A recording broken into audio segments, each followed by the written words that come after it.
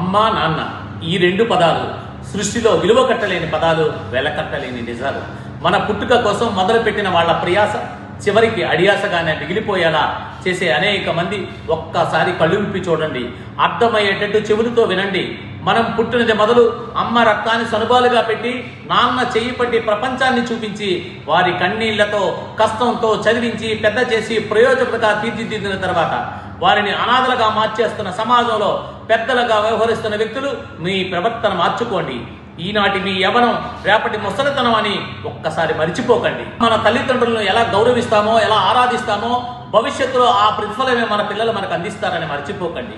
ఇటువంటి నీతిమాలిన సంఘటనలు చూసి దేశంలో మొట్టమొదటిసారిగా ఒక విప్లవాత్మకంగా అస్సాం ప్రభుత్వం వృద్ధాప్యంతో కొట్టుమిట్టాడుతున్న వారికి ఒక గొప్ప సంస్కారవంతమైన చట్టం తీసుకొచ్చింది. అస్సాం ముఖ్యమంత్రి డాక్టర్ ఆనంద్ బిస్వాన్ శర్మ ఇటీవల శాసనసభలో ఎవరైతే తల్లిదండ్రులు నిర్లక్ష్యం చేసిన ఉద్యోగులు ఉన్నారో వాళ్లలో 15% డైరెక్ట్గా తల్లిదండ్రుల ఖాతాకు జమ అయ్యే విధంగా తీసుకున్న నిర్ణయాన్ని సభ్య సమాజం, దేశం మొత్తం హర్షిస్తోంది.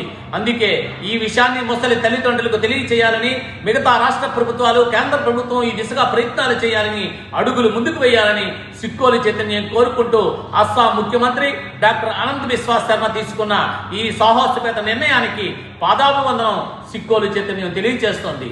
మీ పివి రమణ. ఇలాగే మరెంతో కొత్త సమాచారంతో, మరిన్ని కొత్త వీడియోలతో మీ మదిని దోచుకోబోతున్న సిక్కోలు చైతన్యం యూట్యూబ్ ఛానల్ సబ్స్క్రైబ్ చేయండి, ఇన్స్టాగ్రామ్లో ఫాలో అవ్వండి ప్లీజ్.